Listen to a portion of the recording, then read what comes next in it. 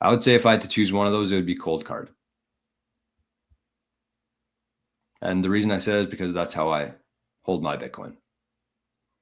I have a Jade, which I like. I love the Jade. The only problem for me with the Jade is the camera and the QR code on. But other than that, like it is a very good device. And I think that if you're somebody who's just getting into Bitcoin, it's very easy.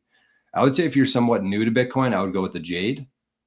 If you're somewhat experienced in Bitcoin, I would level up to the Coldcard. But the nice thing is that as you evolve through Bitcoin, like you could take that Jade that you start with, and then you, after a couple of years, you get a lot more familiar with the process and the security and everything.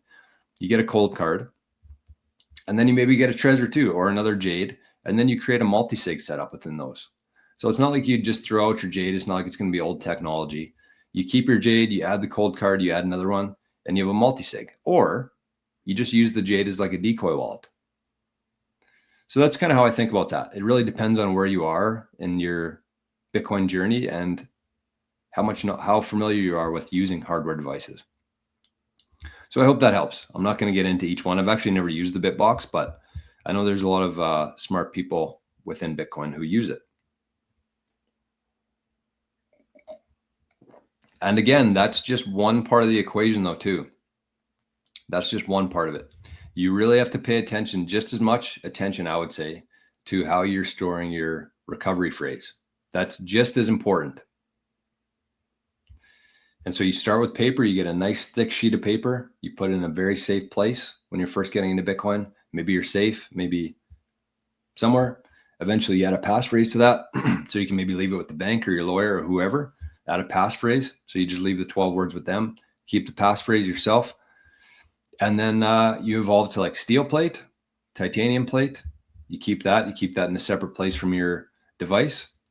And then eventually in the future, once you're there, you start encrypting your recovery phrase. So it's not just about the hardware device. You could have the most secure hardware device on the planet, unhackable.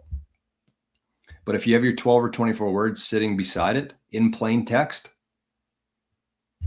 your Bitcoin's gone. And it took me a couple of years to figure that out myself.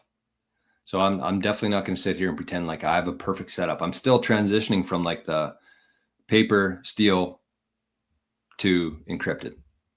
But I'm aware of it and I'm taking actionable steps to do that.